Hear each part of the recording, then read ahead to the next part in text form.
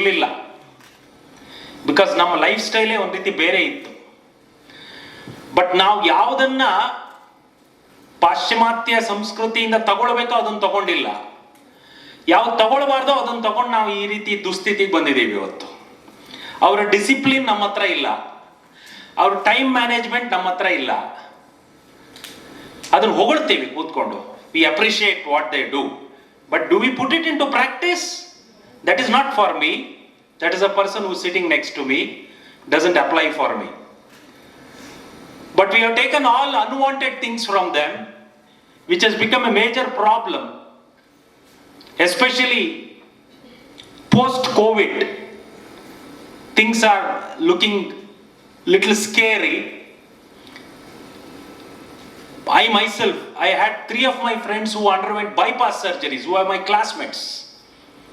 Very shocking, because they don't have any issue with the blood pressure, they do not have any issue with the diabetes, hale and healthy, but suddenly they collapsed and they had to undergo, 2 of them had to undergo bypass surgery.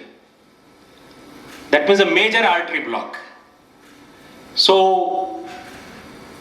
post-COVID things are not looking so good in terms of health, because everybody has a doubt whether they also have an issue, whether it is because of the disease which we got or because of the vaccine which we took. There is a big question mark on this issue. But let me discuss a little bit about the lifestyle which we had, which made the people of India live a very healthy life, and how a gradual change in it has brought to a situation where the hospitals are earning more nowadays because of all these issues with health.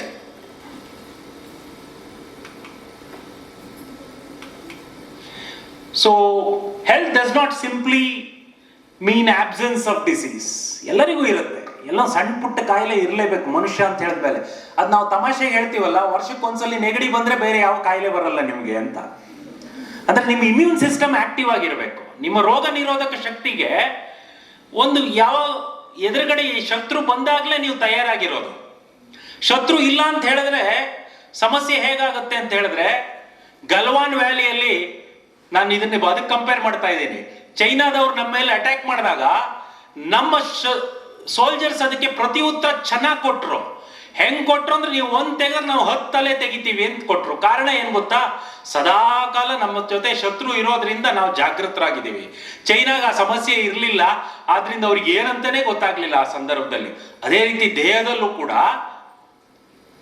You should get small infections every now and then to keep your immune system alert. If you give 1 ounce of our drinking water to any American who lands here, very next day he lands in a hospital with diarrhea. That doesn't happen to us. Why? During our childhood days, we have got immunized to all those things. That's why I keep telling mothers who run behind distilled water, who run behind mineral waters in search of mineral water in every nook and corner where they travel, because their child should not get some disease. ಸ್ವಲ್ಪ ಮಕ್ಕಳು ಗಟ್ಟಿ ಪುಷ್ಟಿಯಾಗಿ ಬೆಳಿಬೇಕು ಅಂತ ಹೇಳಿದ್ರೆ ಅದನ್ನೆಲ್ಲ ಹೊರಗಾಕಿ 1-2 ದಿನ ಕೊಳಾಯಿ ನೀರು ಕುಡಿಸಿದ್ರೆ ಗಟ್ಟಿಯಾಗೋದು ಮಕ್ಕಳು.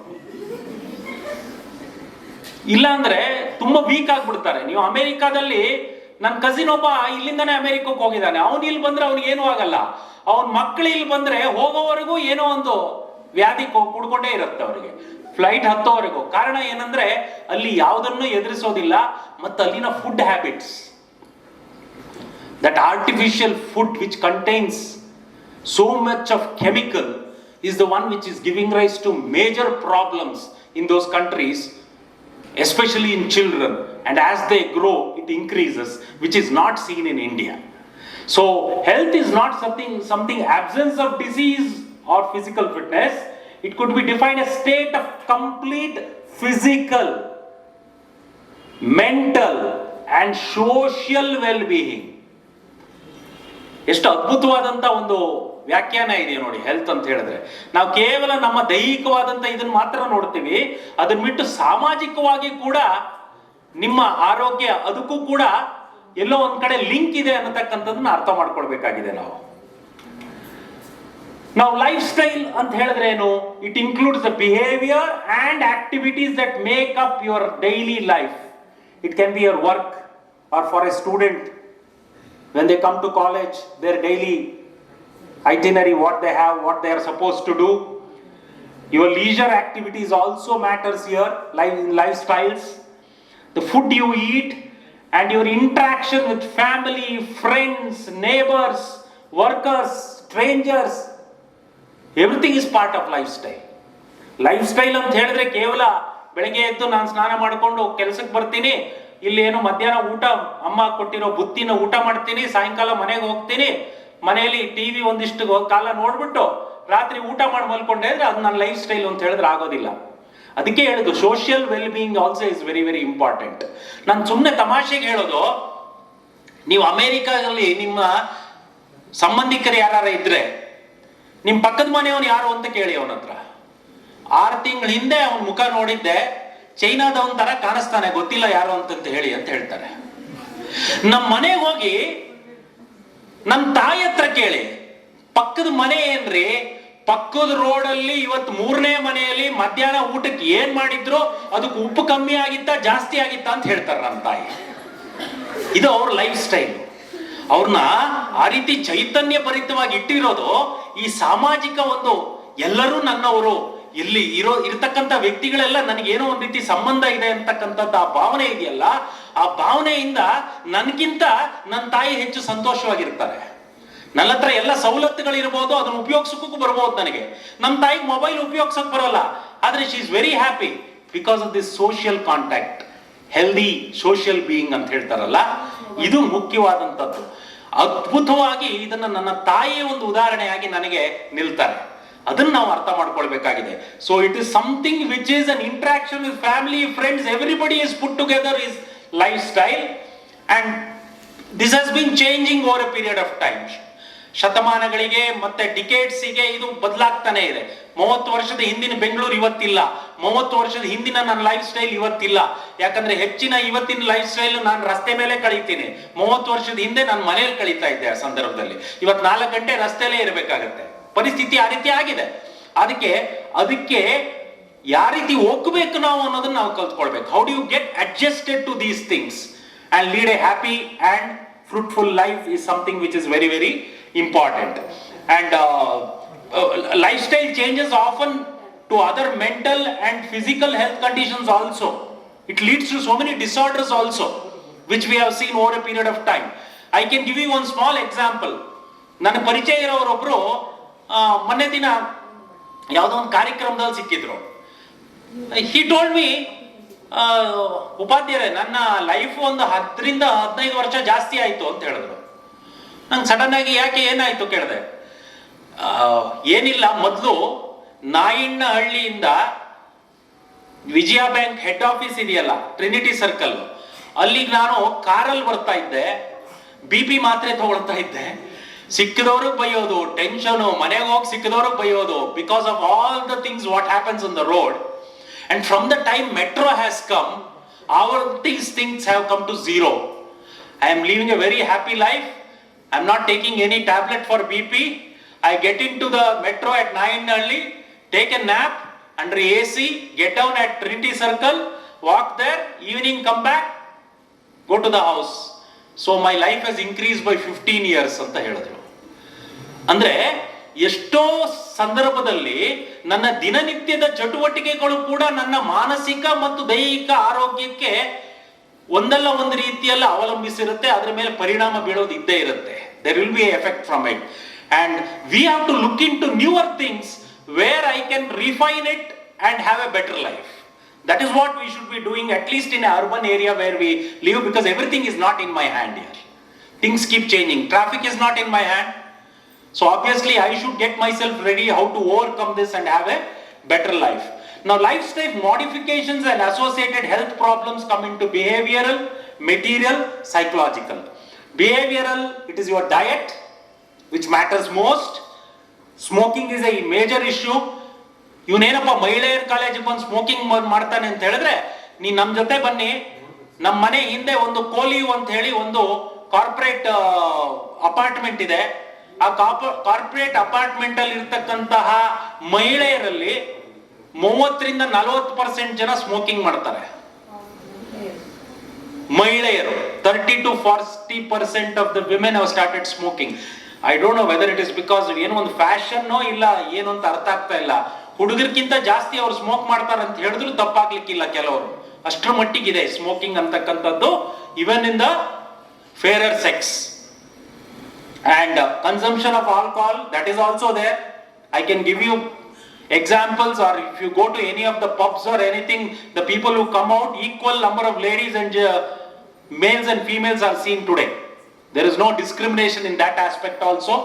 Drug addiction, major problem, as well as lack of physical activity. ಈ ಫಿಸಿಕಲ್ ಆಕ್ಟಿವಿಟಿ ಲ್ಯಾಕಿಂಗ್ ಎಷ್ಟರ ಮಟ್ಟಿಗೆ ಇದೆ ಅಂತ ಹೇಳಿದ್ರೆ, ಕುಳಿತಲ್ಲೇ ಇರೋ ಕೂಚಂಬಟ್ಟ ಅಂತ ಕರಿತೀವಿ ನಾವು. ಅಂದ್ರೆ ನಾ ಕೂತ ಜಾಗದಿಂದ ಅಲ್ಲಾಡೋದೇ ಇಲ್ಲ ಅಂತಕ್ಕಂಥದ್ದು. ಮನೆಗೆ ಹೋಗಿ ಎಲ್ಲ ನನಗೆ ಸಪ್ಲೈ ಆಗ್ಬೇಕು, ಆ ರೀತಿಯಾದಂತ ವ್ಯವಸ್ಥೆ ಇದ್ರೆ ಮಾತ್ರ ಅಪ್ಪ ಅಮ್ಮನ ಹೊಗಳ್ತೀರ ನೀವು. ಓಪನ್ ಆಗಿ ಹೇಳ್ತೀನಿ, ನೀನು ಇಲ್ಲ ಅಂತ ಹೇಳಿದ್ರೆ ನಾನು ಎಷ್ಟು ಕಷ್ಟಪಟ್ಟು ಬಂದಿದ್ದೀನಿ ಕಾಲೇಜ್ಗೆ ಹೋಗಿ ಬಸ್ ಎಲ್ಲ ಹತ್ಕೊಂಡು ಒಂದು ಕಾಫಿ ಕೊಡಕ್ಕಾಗಲ್ವಾ ನೀನು ಅಂತ ಅಮ್ಮನಿಗೆ ರೋಪ್ ಹಾಕ್ತೀವಿ ನಾವು. ಅಂತ ಪರಿಸ್ಥಿತಿ ಇದೆ ಇದು. So that physical activity has come to zero, and post COVID it is almost nil ಅಂತ ಹೇಳಿದ್ರು ಕೂಡ ತಪ್ಪಾಗ್ಲಿಕ್ಕಿಲ್ಲ. Material, environment and pollution not in my hand, but environment pollution I can control it, but it is a larger aspect where government also has to involve, and other activities, other NGOs, everything has to involve in it. And psychological stress is a major issue. Most of the disease, which lifestyle diseases, is because of stress today. What we see, whether it is diabetes or whether it is blood pressure, high BP, hypertension, all these issues are related to psychological thing. So diet, healthy food ಅಂದ್ರೆ ನಾನು ಏನು ಹೇಳಬೇಕು ಅಂತಿಲ್ಲ, ಯಾಕಂದ್ರೆ ಎಲ್ಲ ನೀವು ಅದ್ರ ಬಗ್ಗೆನೇ ಪರಿಣಿತ ಇರತಕ್ಕಂತ, ನೈಪುಣ್ಯತೆ ಇರತಕ್ಕಂತ ವ್ಯಕ್ತಿಗಳು ಇಲ್ಲಿ ಕೂತಿದ್ದಾರೆ. So I need not tell about that, what is a proper diet ಅಂತಕ್ಕಂಥದ್ದು. Balanced diet should have everything, not just only carbohydrates, not just only lipid aspect of it, protein, because ಇವತ್ತಿನ ದಿನ ಎಲ್ಲ ಒಂದು ರೀತಿ ಫ್ಯಾಷನಬಲ್ ಡಯಟ್ ಸ್ಟಾರ್ಟ್ ಆಗ್ಬಿಟ್ಟಿದೆ. ಅದಕ್ಕೆ keto diet, ಇನ್ನೊಂದೇನೇನೋ ಹೊಸ ಹೊಸ ಹೆಸರು ಬರುತ್ತೆ. ಒಬ್ಬರು ಟೆಲಿವಿಷನ್ ಆಂಕರ್ ಒಬ್ಬರನ್ನ ಭೇಟಿ ಆದಾಗ ಅವ್ರು ಏಕದಮ್ ಒಂದೇ ಸಲ ಸಣ್ಣ ಆಗ್ಬಿಟ್ಟಿದ್ರು. he had lost around 20 to 25 kilos. I just asked him, did you get COVID or post-COVID you had any issue? He said, no, I did not get COVID. Then I said, what the hell? You lost 25 kgs. Around 20-25 kilos you lost. What is the reason behind it? He said, no, I have a new system of diet which is called as keto diet, and I don't take carbs, carbohydrates I don't take, I only take proteins. All these things he told. I had a cup of coffee, and just leaving from that place, the studio, I just told him, don't practice this. Body requires everything. If you say carbohydrate is bad, no, carbohydrates also is required. Anything too much is too bad. ನಾವು ಹೇಳ್ತೀವಲ್ಲ, ಅತಿಯಾಗಿ ಅಮೃತ ಕುಡಿದ್ರು ವಿಷ ಆಗತ್ತೆ ಅಂತ ಹೇಳಿ. ಯಾವುದನ್ನು ಕೂಡ ಅತಿಯಾಗಿ ಒಂದನ್ನೇ ಅವಲಂಬಿಸ್ಕೊಂಡಿರಬಾರ್ದು. It should not be protein only, it should not be carbohydrates only. You require everything in your diet, mineral, everything is required. You know what happened to that person? Just 20 days after I spoke to him, he had a heart attack and he was admitted. He recovered, and I had to call him once again and tell him, I had told you about this. He said, yes, I remember what you told. There should be a proper balance in your diet, and just because I want to look nice, ಒಬ್ಬರೊಬ್ಬರು ದೇಹ ಪ್ರಕೃತಿ ಒಂದೊಂದು ರೀತಿ. ಒಬ್ಬ ಎಷ್ಟು ತಿಂದರೂ ದಪ್ಪ ಆಗಲ್ಲ, ಎಷ್ಟೇ ತಿನ್ಲಿ ಅವನು, ಯಾಕಂದ್ರೆ his BMR will be very high. ಕೆಲವರು ಸ್ವಲ್ಪ ತಿಂದರೂ ಕೂಡ, ದಿನ ಇಡೀ ಉಪವಾಸ ಇದ್ರೂ ಕೂಡ ಅವ್ರು ದಪ್ಪ ಇರೋದನ್ನು ಕಮ್ಮಿ ಮಾಡಿಸ್ಕೊಳಕ್ ಆಗಲ್ಲ. ದೇಹದ ಪ್ರಕೃತಿ ಅದು. As long as you feel good, as long as you don't feel your body is too heavy, it is good for you. If you can walk 5 kilometers without gasping for breath, but if you are little heavy, it's fine. ಯಾರೋ ಇನ್ನೊಬ್ಬರು ಸಣ್ಣ ಆಗಿದ್ದಾರೆ, ಅವರು ಏನದು zero zero figure ಆಗಿದ್ದಾರೆ ಅಂತ ನಾನು ಆಗ್ಬೇಕು ಅಂತಿಲ್ಲ. ಒಬ್ಬೊಬ್ಬರ ದೇಹ ಪ್ರಕೃತಿ ಒಂದೊಂದು ರೀತಿ ಇರುತ್ತೆ, ನಮ್ಮ ಬಾಡಿ ಒಂದೊಂದು ರೀತಿ ರೆಸ್ಪಾಂಡ್ ಮಾಡುತ್ತೆ. ನಾನು ಇನ್ನೊಬ್ಬನ ರೀತಿ ಆಗಬೇಕು ಅಂತ ಹೋದಾಗ ಅದು ಸಮಸ್ಯೆ ಆಗ್ಬೋದು ನನಗೆ. ನಿಮಗೆ ನೀವು ಭಾರ ಅನ್ಸ್ಬಾರ್ದು ಅಷ್ಟೇ. ನೀವೊಂದು 5 ಕಿಲೋಮೀಟರ್ ನಡೆದ್ರೆ ನೀವು ದಮ್ ಕಟ್ಟಬಾರ್ದು. That you have to look into. Don't look into somebody else's lifestyle and try to change it and say that I'll be perfect, but he is perfect because he is perfect. No. Individually it differs. That aspect you have to remember very much. So there should be a balanced diet. And if you just compare the past and present food habits, old generation consumed healthy foods when compared to what people consume today. How many of you agree with this? 100%, isn't it? They consumed a better food than us. There is a balanced diet, and for every season they had a food. ಪ್ರತಿಯೊಂದು ಸೀಸನ್ನಿಗೆ ಒಂದು ಈ ಆಹಾರ ಈ ಸೀಸನ್ನಲ್ಲೇ ತಿನ್ನಬೇಕು ಅಂತ ಕೊಡ್ತಾ ಇದ್ರು. ಮಾವಿನಕಾಯಿ 365 ದಿನನೂ ತಿನ್ನಬಾರ್ದು. ಮಾವಿನಕಾಯಿ ಸೀಸನ್ನಲ್ಲೇ ಮಾವಿನಕಾಯಿ ತಿನ್ನಬೇಕು. ಯಾವ ಸೀಸನ್ನಲ್ಲಿ ಒಗರು ತಿನ್ನಬೇಕು, ಯಾವ ಸೀಸನ್ನಲ್ಲಿ ಕಹಿ ತಿನ್ನಬೇಕು, ಯಾವ ಸೀಸನ್ನಲ್ಲಿ ಸಿಹಿ ಜಾಸ್ತಿ ಇರಬೇಕು ಅನ್ನತಕ್ಕಂಥದ್ದು ನಮ್ಮ ಅಜ್ಜಿ ಗೊತ್ತಿತ್ತು ಸ್ವಾಮಿ. ನಾವು ಅವ್ರನ್ನೆಲ್ಲ ಹಳ್ಳಿ ಅಂತ ಮಾಡ್ಬಿಟ್ವಿ. ಒಂದು ತಿಳ್ಕೊಳ್ಳಿ, ಪ್ರಪಂಚದ ಜನರಿಗೆ ಬಟ್ಟೆ ಹಾಕೊಳ್ಳಿಕ್ಕೆ ಬರದೇ ಇದ್ದಂತ ಸಂದರ್ಭದಲ್ಲಿ ಭಾರತ ವಿಮಾನ ಹಾರಿಸಿತ್ತಂತೆ. ಇದು ನಾನು ಹೇಳಿದ್ದಲ್ಲ, ಒಬ್ಬ ಜರ್ಮನ್ ಒಂದು ಪುಸ್ತಕ ಬರೆದಿದ್ದಾನೆ. ಅದು ಕಥೆ ಪುಸ್ತಕ ಅಲ್ಲ, ಫಿಕ್ಷನ್ ಅಲ್ಲ, ಚಾರಿಯಟ್ಸ್ ಆಫ್ ಗಾಡ್ ಅಂತ, ಎರಿಕ್ ವ್ಯಾನ್ ಡೈಕನ್ ಅಂತ. ಈ ಪುಸ್ತಕ ನಿಮಗೆ PDF ಫಾರ್ಮೆಟ್ ಅಲ್ಲಿ you will get it on Google. As free you get it because it's a very very old book. Chariots of God. Was God an astronaut ಅಂತ ಹೇಳಿ ಅವನ ಅದ್ರ ಬಗ್ಗೆ, ದೇವರು ಅನ್ನತಕ್ಕಂಥ ನಾವು ಏನು ಪೂಜೆ ಮಾಡ್ತೀವೋ ಆ ನಿಜವಾದ ರೀತಿಯಲ್ಲಿ ಬೇರೆ ಯಾವುದೋ ಗ್ರಹದಿಂದ ಬಂದಂತ ವ್ಯಕ್ತಿ. ಅವನು ಒಂದಿಷ್ಟು ಹೊಸ ಆವಿಷ್ಕಾರವನ್ನು ಕಂಡುಹಿಡಿದಿದ್ದ. ನಮ್ಮ ಎದುರುಗಡೆ ಅದು ನೋಡಿದಾಗ ನಮಗೆ ಅದು ಒಂದು ರೀತಿ ಮ್ಯಾಜಿಕ್ ತರ ಕಾಣಿಸ್ಬಿಡ್ತು. ಅದಕ್ಕೆ ನಾವು ದೇವರು ಅಂತ ಅವನನ್ನು ಪೂಜೆ ಮಾಡಿದ್ವಿ ಅಂತ ಆ ರೀತಿಯಾಗಿ ಮಾತಾಡ್ತಾನೆ. ಅದ್ರಲ್ಲಿ ಅವನು ಅದು ಕೆಲವು ರೀಸನ್ ಕೊಡ್ತಾನೆ. ಫಾರ್ ಎಕ್ಸಾಂಪಲ್, ನೀವು ಎಷ್ಟು ಜನ ಈ ಪಿಕ್ಚರ್ ಬಗ್ಗೆ ಕೇಳಿದಿರೋ ಇಲ್ಲೋ, ಗಾಡ್ಸ್ ಮಸ್ಟ್ ಬಿ ಕ್ರೇಜಿ ಅಂತ ಒಂದು ಪಿಕ್ಚರ್ ಬಂದಿತ್ತು. ಯಾವುದೋ ಒಂದು ಮರುಭೂಮಿಯಲ್ಲಿ ಒಂದು ವಿಮಾನ ಬೀಳುತ್ತೆ. ಅಲ್ಲಿ ಆ ವಿಮಾನ ಬಿದ್ದಂತ ಸಂದರ್ಭದಲ್ಲಿ ಆ ಜನರೆಲ್ಲ ಮ್ಯಾಜಿಕ್ ಮಾಡ್ತಾರೆ ಅಂತ ತಿಳ್ಕೊಂಡು ಅವ್ರನ್ನ ದೇವರು ಅಂತ ತಿಳ್ಕೊಳ್ತಾರೆ ಅಲ್ಲಿನ ಬುಡಕಟ್ಟು ಜನಾಂಗ. ಇವಾಗ ನಾನು ಅಷ್ಟೇ ಯಾವುದೋ ಒಂದು ರಿಮೋಟ್ ತಗೊಂಡೋಗಿ ಚೇಂಜ್ ಮಾಡ್ತಾ ಇದ್ದೀನಿ ಅಂತ ಇಟ್ಕೊಳ್ಳಿ. ಹೀಗೆ ಎಲ್ಲೋ ಯಾವುದೋ ಒಂದು ಪ್ರದೇಶದಲ್ಲಿ ಏನೂ ಗೊತ್ತಿಲ್ಲ ಅನ್ನೋರ ಹತ್ರ ಹೋಗಿ ನಾನು ಇದು ಮಾಡಿದ್ರೆ ಇವನ ಹತ್ರ ಏನೋ ಹೊಸ ಶಕ್ತಿ ಇದೆ ಅಂತ ತಿಳ್ಕೊಂಡು ದೇವ್ರನ್ನು ಪೂಜೆ ಮಾಡ್ತಾರೆ ಅಂತ ಅವನು ಆ ರೀತಿ ಎಕ್ಸ್ಪ್ಲೈನ್ ಮಾಡಿದ್ದಾನೆ. ಆ ಎರಿಕ್ ವ್ಯಾನ್ ಡೈಕನ್ ಹೇಳ್ತಾನೆ, ಪ್ರಪಂಚದ ಜನರಿಗೆ ಬಟ್ಟೆ ಹಾಕೊಳ್ಳದೆ ಇದ್ದಂಥ ಸಂದರ್ಭ, ಅವ್ರಿಗೆ ಗೊತ್ತೇ ಇರಲಿಲ್ಲ ಬಟ್ಟೆ ಅಂತ ಇದೆ ಅಂತ ಹೇಳಿ. ಅಂತ ಸಂದರ್ಭದಲ್ಲಿ ಪುಷ್ಪಕ ವಿಮಾನ ಹಾರಿಸಿದ್ದಾರೆ ಭಾರತದವರು. ಅದಕ್ಕೆ ಬೇಕಾಗುವಂತ ಎಲ್ಲ ರೈಟಿಂಗ್ಸ್ ಇದೆ ಅಂತ ಹೇಳಿದ್ದಾನೆ, ಯಾವುದೋ ಕೊಚ್ಕೊಂಡಿರೋದಲ್ಲ. ಅಂಡ್ ಈ ಸೇಸ್, ಈ ಆಟಮ್ ಬಾಂಬ್, ನ್ಯೂಕ್ಲಿಯರ್ ಬಾಂಬ್ ಅಂತೀವಲ್ಲ, ಇದ್ರ ಬಗ್ಗೆ ಮಹಾಭಾರತದಲ್ಲೇ ಗೊತ್ತಿತ್ತು. ಪಾಶುಪತಾಸ್ತ್ರ, ಮತ್ತೊಂದು ಹೆಸರಿತ್ತಲ್ಲ. ನೀವು ಅದರ ಸಂಸ್ಕೃತ ಶ್ಲೋಕಗಳೆಲ್ಲ ಓದಿದ್ರೆ ಅದರ ಎಫೆಕ್ಟ್ ಏನು ಅಂತ ಗೊತ್ತಾದ್ರೆ ನಿಮ್ಗೆ ಅದು ನ್ಯೂಕ್ಲಿಯರ್ ಬಾಂಬ್ ಅಂತ ಗೊತ್ತಾಗುತ್ತೆ ಅಂತ ಹೇಳ್ತಾರೆ. ನಾವು ಸಮಸ್ಯೆ ಏನು ಅಂದ್ರೆ, ನಾವು 1000 ವರ್ಷದ ಗುಲಾಮಗಿರಿಯಲ್ಲಿ ನಮ್ಮ ಮಾನಸಿಕತೆ ಗುಲಾಮಗಿರಿ ಮಾನಸಿಕತೆ ಆಗ್ಬಿಡ್ತು. ನಮ್ದು ಅನ್ನೋದ್ರ ನಾವು ಯಾವುದು ನಂಬಲಿಕ್ಕಾಗಿಲ್ಲ. ಆಮೇಲೆ ಇನ್ಫೀರಿಯಾರಿಟಿ ಕಾಂಪ್ಲೆಕ್ಸ್ ಬಂದ್ಬಿಡ್ತು ನಮಗೆ. ಆ ರೀತಿ ತಂದ್ರು, ನಮ್ಮ ತಲೆಗೆ ಹಿಡಿಸಿದ್ರು, ನೀವೇನು ಮಾಡ್ತಿರೋ ಅದೆಲ್ಲ ತಪ್ಪು, ಇದು ಸರಿಯಲ್ಲ, ದಿಸ್ ಇಸ್ ನಾಟ್ ಸೈಂಟಿಫಿಕ್ ಇದು ಅಂತ. ನಮ್ಮಲ್ಲಿ ಹೆಚ್ಚಿನ ವಿಚಾರಗಳು ನನ್ನ ಅಜ್ಜನಿಗೆ ಏನು ಸೈಂಟಿಫಿಕ್ ರೀತಿಯಲ್ಲಿ ನಡೆಸ್ತಾ ಇದ್ರು ಅದಕ್ಕೆ ದೇವರು ಭಯ ಹಿಡಿಸ್ತಾ ಇದ್ರು. ಯಾಕೆ ಗೊತ್ತಾ? ಇಲ್ಲ ನೀವು ಮಾಡಲ್ಲ, ಅದನ್ನ ಮನುಷ್ಯ ಹೇಳಿದಾನೆ ಅಂದ್ರೆ ಮಾಡಲ್ಲ ನಾವು. ದೇವ್ರ ಭಯ ಹಿಡಿಸ್ಬಿಟ್ಟು ಏನಾದ್ರೂ ಕೆಲಸ ಮಾಡು ಅಂತ ಹೇಳಿದಾಗ ಆ ಭಯ ಬರುತ್ತೆ, ಓ ನಮ್ಗೇನೋ ಆಗತ್ತಪ್ಪ ಮಾಡಬೇಕು ಅಂತ ಹೇಳಿ. ಆ ರೀತಿಯಾದಂತಹ ಒಂದು ಬಹಳ ಮುಂದುವರೆದಂತಹ ಸಮಾಜ ಇಲ್ಲೊಂದು ಕಾಲದಲ್ಲಿ ಇತ್ತು. ಆದ್ರಿಂದ they had better food habits. They knew what to take, what not to take, when to take, where to take. These aspects they knew. And diet of people has changed over a large extent now. And ancient people food are mostly from their farmland, so they were safe. ನನ್ನ ಅಡಿಗೆ ಮನೆ ಪಕ್ಕದಲ್ಲಿರೋ ಇದರಲ್ಲಿ ಬೆಳಿತೀನೋ ಇವತ್ತಿಗೂ ಕೂಡ ಕೆಲವು ಪ್ರದೇಶದಲ್ಲಿ ಅದೇ ತರಕಾರಿ ತಿಂತಾರೆ. ಮಾರ್ಕೆಟ್ ಇಂದ ತರಕಾರಿ ತಿನ್ನೋದು ಅನ್ನೋದು ಇಲ್ವೇ ಇಲ್ಲ ಇವತ್ತಿಗೂ ಕೂಡ. Nobody buys the vegetable from the market, even in some rural areas today. Whatever they get in their farmland or a kitchen,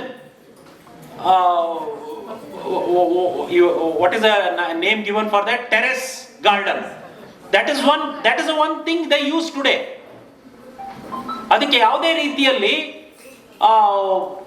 ಕಲ್ಮಶಗಳಿರಲ್ಲ, ಯಾವುದೇ ರೀತಿ ಕೆಮಿಕಲ್ ಹಾಕಿರಲ್ಲ. ಯಾಕಂದ್ರೆ ನಾನೇ ಬೆಳಿತೀನಿ, ನಾನೇ ತಿನ್ನೋದು ಅಂತ ಗೊತ್ತಿರುತ್ತೆ.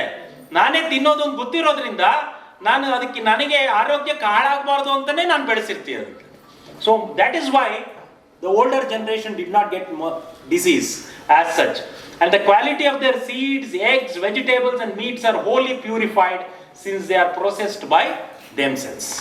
That is why 100% fool proof ಆಗಿರ್ತಾ ಇತ್ತು. ಇವತ್ತು ನಾವೇನು ಆರ್ಗ್ಯಾನಿಕ್ ಫಾರ್ಮಿಂಗ್, ಆರ್ಗ್ಯಾನಿಕ್ ಫುಡ್ ಅಂತ ಹೇಳ್ತಾ ಇದೀವೋ ಅದು ದಿನನಿತ್ಯದ ಪ್ರಾಕ್ಟೀಸ್ ಆಗಿತ್ತು ಆರ್ಗ್ಯಾನಿಕ್ ಫುಡ್. ಇವತ್ತು ಸುಮ್ಮನೆ ಅದಕ್ಕೊಂದು ನಾವು ಬ್ರ್ಯಾಂಡ್ ಕೊಟ್ಕೊಂಡು ಒಂದಕ್ಕೆ 10 ಬೆಲೆ ಮಾಡ್ಕೊಂಡು ಕೆಲವುದೆಲ್ಲ ಆರ್ಗ್ಯಾನಿಕ್ಕೇ ಅಲ್ಲ, ತುಂಬಾ ಮೋಸ ಹೋಗ್ತೀವಿ. ನಂಗೆ ಇದನ್ನ ಮನೋಹರ್ ಪರಿಕ್ಕರ್ ಅವರು ಒಂದು ಕಾರ್ಯಕ್ರಮದಲ್ಲಿ ಬಹಳ ಉತ್ತಮವಾಗಿ ಹೇಳಿದ್ರು. ನಮ್ಮ ಹಿಂದಿನ ಜನರೇಷನ್ ನಾಳಿನ ಜನ ಚೆನ್ನಾಗಿರ್ಬೇಕು ಅಂತ ಯಾವ ರೀತಿ ಪ್ರಾಕ್ಟೀಸ್ ಮಾಡ್ತಾ ಇದ್ರು ಅಂತ. ಅವರು ಪರಿಕ್ಕರ್ ಅನ್ನುವಂಥ ಊರಿನಿಂದ ಬರ್ತಾರೆ, ಗೋವಾದಲ್ಲಿ. ಅಲ್ಲಿ ಬೆಳೆಯುವಂಥ ವಾಟರ್ ಮೆಲನ್ಸ್ ಇದೆಯಲ್ಲ, each of them used to be 10 kilos 15 kilos ಅಂತೆ. ಅಷ್ಟು ದೊಡ್ಡದ ವಾಟರ್ ಮೆಲನ್ಸ್ ಬೆಳೆಸ್ತಾ ಇದ್ರು. ಆ ವಾಟರ್ ಮೆಲನ್ಸ್ ಪ್ರತಿ ವರ್ಷನೂ ಅದೇ ಸೈಜ್ ಉಳ್ಕೋತಾ ಇತ್ತಂತೆ. ಇದು ಕಾರಣ ಏನು ಅಂತ ಹೇಳಿದ್ರೆ, ಆ ಊರಿನಲ್ಲಿ ಬೆಳೀತಕ್ಕಂಥ ವ್ಯಕ್ತಿ ಪ್ರತಿ ವರ್ಷ ಒಂದು ವಾಟರ್ ಮೆಲನ್ ಫೆಸ್ಟಿವಲ್ ಮಾಡ್ತಾ ಇದ್ರಂತೆ. ಆ ವಾಟರ್ ಮೆಲನ್ ಫೆಸ್ಟಿವಲ್ಗೆ ಬಂದಂತ ವ್ಯಕ್ತಿಗಳಿಗೆ ಫ್ರೀಯಾಗಿ ಕೊಡ್ತಾ ಇದ್ದಂತೆ ವಾಟರ್ ಮೆಲನ್. ಎಷ್ಟು ಬೇಕೋ ಅಷ್ಟು ತಿನ್ಬೋದು. ಆದರೆ ಒಂದು ನಿಯಮ ಇತ್ತು, you eat as much as you want, but the seed should go to one place where it is kept. ಆ ಬೀಜ ಎಲ್ಲ ಅಲ್ಲಿ ಹೋಗ್ತಾ ಇತ್ತು, ತಿನ್ಕೊಂಡೆಲ್ಲ ಹೋಗ್ತಾ ಇದ್ರು. ವಾಪಸ್ ಮತ್ತೆ ಇನ್ನೊಂದು ವರ್ಷ ಅದೇ ಪುನರಾವರ್ತನೆ ಆಗ್ತಾ ಇತ್ತು. ಆದ್ರೆ ಬರ್ತಾ the size of the water melon started becoming small. Now this is something which was a case study. They wanted to find out why the size of the watermelon is becoming small. Generation after generation, the farmer who used to grow the watermelon, his son became little greedy. He said, why the hell I should give free all these big watermelons to these people? Let me sell in the market. The smaller one I'll keep for the festival. ಸಣ್ಣ water melon ಮಾತ್ರ festival ಅಲ್ಲಿ ಇಡ್ತಾ ಇದ್ರು. ಆ ಬೀಜ ಅಲ್ಲಿ ಹೋಗ್ತಾ ಇತ್ತು. ಬರ್ತಾ ವಾಟರ್ ಮೆಲನ್ ಸೈಜ್ ಕಮ್ಮಿ ಆಗ್ತಾ ಹೋಯ್ತು. ನಾನೊಂದು ಉದಾಹರಣೆ ಕೊಟ್ಟಿದ್ದು, ಫುಡ್ ಯಾವ ರೀತಿ ನಾವು ನಮ್ಮ ಗ್ರೀಡ್ಗೋಸ್ಕರ ಅದನ್ನ ವ್ಯತ್ಯಾಸ ಮಾಡ್ತೀವಿ ಅನ್ನೋದಕ್ಕೆ. ಇದನ್ನು ಅದ್ಭುತವಾಗಿ ಮನೋಹರ್ ಪರಿಕ್ಕರ್ ಹೇಳಿದ್ರು. ಅಂದ್ರೆ ಮನುಷ್ಯನಿಗೆ ನಾಳಿನ ಬಗ್ಗೆ ಚಿಂತೆ ಇಲ್ಲ, ನನ್ನ ಭವಿಷ್ಯ ಚೆನ್ನಾಗಿರ್ಬೇಕು, ನಾಳಿನ ಜನಾಂಗ ಚೆನ್ನಾಗಿರ್ಬೇಕು ಅಂತ ಹೇಳಿದ್ರೆ ಯಾವ ರೀತಿ ಹಿಂದಿನ ಕಾಲದವರು ಅದನ್ನ ಪ್ರಾಕ್ಟೀಸ್ ಮಾಡ್ಕೊಳ್ತಾ ಇದ್ರೋ ಅದನ್ನ ನಾವು ಇವತ್ತು ಮಾಡ್ತಾ ಇಲ್ಲ. ಕಾರಣ ಏನಂದ್ರೆ ಸ್ವಾರ್ಥ. ನಾನು ಬದುಕಿದ್ರೆ ಸಾಕು ಅಂತಕ್ಕಂಥ ಲೈಫ್ ಸ್ಟೈಲ್ ಇದೆಯಲ್ಲ, ಇದು ಬಹಳಷ್ಟು ಪ್ರಾಬ್ಲಮಿಗೆ ಎಡೆ ಮಾಡಿಕೊಡ್ತಾ ಇದೆ.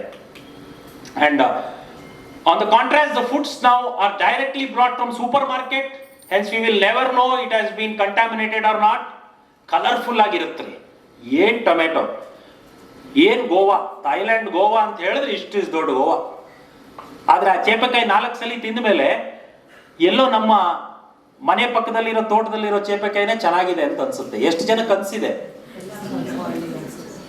ನೋಡ್ಲಿಕ್ಕೆ ಚೆನ್ನಾಗಿದೆ ಅದು, ಆದ್ರೆ ಮನೆ ಪಕ್ಕದಲ್ಲಿರೋ ಚೇಪೆಕಾಯಿಯ ರುಚಿನೇ ಬೇರೆ. ಇದು ಕೇವಲ ನಾನು ಒಂದು ಹಣ್ಣಿನ ಬಗ್ಗೆ ಹೇಳ್ತಾ ಇಲ್ಲ, ಒಂದು ತರಕಾರಿ ಬಗ್ಗೆ ಹೇಳ್ತಾ ಇಲ್ಲ. ನೀವು ಅಮೆರಿಕಾದಲ್ಲಿ ಹೋದ್ರೆ ಸೂಪರ್ ಮಾರ್ಕೆಟ್ ಅಲ್ಲಿ ಇಷ್ಟು ದೊಡ್ಡ ಟೊಮೆಟೊ ಕಾಣಿಸುತ್ತೆ ನಿಮಗೆ. ಆ ಟೊಮೆಟೊನ ಮನೇಲಿ ಬಂದು ಕತ್ತರಿಸಿ ನೀವು ಅದನ್ನೇನಾದ್ರೂ ಇದು ಮಾಡಿದ್ರೆ ಟೊಮೆಟೊ ತಿಂದ ಅಂತ ಅನ್ಸುತ್ತೆ. ಯಾಕಂದ್ರೆ ಆ ಟೊಮೆಟೊ ರುಚಿನೇ ಇಲ್ಲ, ಆ ಈರುಳ್ಳಿ ವಾಸನೆನೇ ಇಲ್ಲ. ಬೆಳ್ಳುಳ್ಳಿ ಇಷ್ಟು ದೊಡ್ಡ ಸಿಗುತ್ತೆ, but that garlic doesn't have the smell of garlic. ಯಾಕೆ?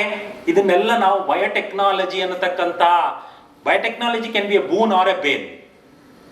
If you use it in a proper way, you can get a COVID vaccine. If you use it in a proper way, you get many vaccines and other things. But if you don't use it in a proper way, and if you use for your greed, this is what happens. Size ದೊಡ್ಡದಾಗುತ್ತೆ, ಅದರಿಂದ ಬರುವ ಆದಾಯ ಜಾಸ್ತಿ ಆಗುತ್ತೆ. ನೀವು ಬೇಕಾದ ಬಣ್ಣ ಹಾಕ್ಬೋದು. You can get a tomato which is purple in color today. It can be purple. There are bananas which are purple in color. You can manipulate through biotechnology and get whatever you want. But what about the quality?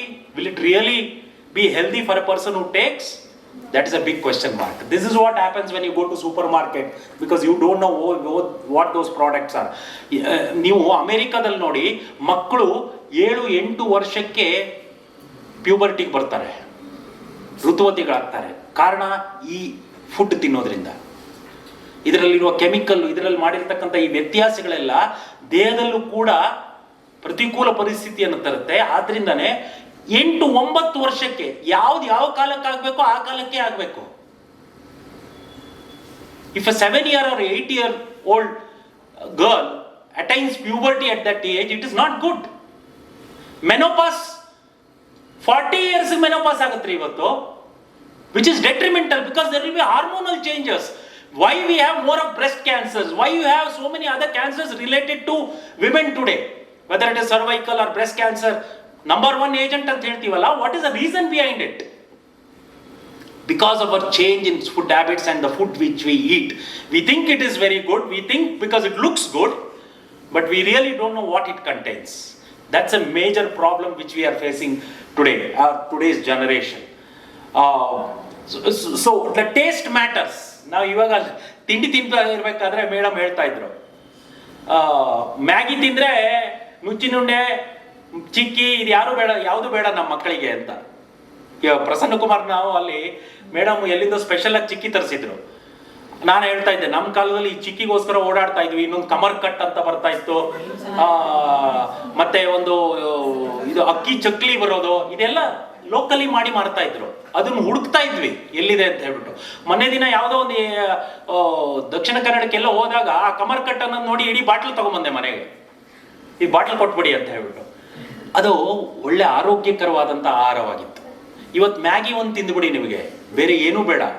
ಆದರೆ ಆ ಮ್ಯಾಗಿಯಲ್ಲಿ ಏನಿದೆ, Ajinomoto ಅನ್ನತಕ್ಕಂಥದ್ದು ಎಲ್ಲರಿಗೂ cancer ತರಲ್ಲ, ತಪ್ಪು ತಿಳ್ಕೊಬೇಡಿ. If you eat Maggi you get cancer ಅಂತ ಹೇಳ್ಬಿಟ್ರೆ ಏನೋ ಸುಳ್ಳು ಹೇಳ್ತಾ ಇದ್ದಾನೆ, ಇಷ್ಟು ಜನ ತಿಂದಿಲ್ವಾ ಅಂತ. Hereditarily, if there is some genes, there are some changes in everybody's body, and genetically we are different. Genetically, if there is some difference, you have a chance of getting carcinoma by consuming such food which contains artificial chemicals. And Ajinomoto is one such chemical which can cause this problem. That's why many hotels now, ಸಾತ್ವಿಕ food, we don't add Ajinomoto ಅಂತ ಹೇಳ್ಬಿಟ್ಟು advertisement ಹಾಕ್ತಾರೆ ತುಂಬ hotel ಅವ್ರ. ಕಾರಣ ಇದೆ, it may taste good, you may feel like having it once again, but on a long run it is going to cause problem. This we have to think, and these lifestyle we have to change. Modern diet ಅಂತ ಹೇಳಿದ ತಕ್ಷಣ ಮೊದಲು ನನಗೆ ನೆನಪಿದ್ದಾಗೆ my parents used to feel very embarrassed to have food on the street. Even I also at one point of time ಇಲ್ಲಿ ನಿಂತ್ಕೊಂಡು ತಿನ್ನೋದಾ, ಅವನೇನೋ ಕೊಡ್ತಾನಂತ ಇಲ್ಲಿ footpath ಮೇಲೆ ನಿಂತ್ಕೊಂಡು ತಿನ್ನೋದಾ ಅಂತ ಹೇಳ್ತಾ ಇದೀವಿ. Today it has become A style. If you don't eat on the street, you don't have class. If you have to be class with the mass, have food on the street. ಆ ಪಾನಿಪುರಿ ನೀರು ಎಲ್ಲಿಂದ ಬರುತ್ತೆ ಅಂತ ಏನಾರು ಯೋಚನೆ ಮಾಡಿದ್ದೀರಾ ನೀವು? And most of this golgappa, ಈ ಪಾನಿಪುರಿ ಗೋಲ್ಗಪ್ಪ ಅಂತ ತಿಂತೀರಲ್ಲ, ಅದೆಲ್ಲ ಇರೋದು ಎಲ್ಲಿ ಗೊತ್ತಾ? ಯಾವುದೋ ದೊಡ್ಡ ರಾಜಕಾಲುವೆ ಹರಿಯೋ ಪಕ್ಕದಲ್ಲಿ ಇರುತ್ತದು. ನಾನು ನೋಡಿದ್ದೀನಿ. ನನಗೆ ಬನ್ನಿ ಕೋರಮಂಗಲದಲ್ಲಿ ತೋರಿಸ್ತೀನಿ. 3 ಪಾನಿಪುರಿ ಪಕ್ಕದಲ್ಲಿ ದೊಡ್ಡ ರಾಜಕಾಲುವೆ, ಮೋರಿ. ಆ ಮೋರಿಲಿರೋ ನೀರು ವಾಸನೆನೂ ಈ ವಾಸನೆನೂ ಏನು ವ್ಯತ್ಯಾಸ ಇಲ್ಲ ಅಂತ ಅನ್ಸುತ್ತೆ ನನಗೆ. ನಾನು ತಿನ್ಬೇಡಿ ಅಂತ ಹೇಳ್ತಾ ಇಲ್ಲ, ಆದ್ರೆ ಸ್ವಲ್ಪ ಅಪ್ಪರ್ ಚೇಂಬರ್ನ ಉಪಯೋಗಿಸಿ ತಿನ್ನಿ ಅಂತ ಹೇಳ್ತಾ ಇದ್ದೀನಿ ಅಷ್ಟೇ. ನಮ್ಮ ದೇವರು ಇದೊಂದು ಕೊಟ್ಟಿದಾನಲ್ಲ, ಅಲ್ಲಿ ತಿಂದ್ರೆ ನನ್ಗೆ ಏನಾರು ಕಾಯಿಲೆ ಬರ್ಬೋದಾ? ಆ ಮನುಷ್ಯ ಟಾಯ್ಲೆಟ್ಗೆ ಹೋಗಿ ಕೈ ತೊಳ್ಕೊತಾನ ಇಲ್ವಾ? These things have to come into my mind. It can give rise to so many major problems. So many major problems. And every week I see our own medical students having diarrhea, food poisoning, sir. Why? Because I know where they were on Saturday and Sunday. It should be clean. At least ask your mother to prepare in the house and give, if you really want to have such things. And once in a while go and have there. There is a food street in Bangalore. I don't want to tell which street, most of you know. And once one of the microbiology department did a study on the food which you get there. They took the batter there. Dosa batter, ಇನ್ನೊಂದು ಮತ್ತೊಂದು. ನಾನೇ ಒಂದು study ಮಾಡಿದ್ದೀನಿ, ಅದನ್ನ ಆಮೇಲೆ ಹೇಳ್ತೀನಿ ನಿಮಗೆ.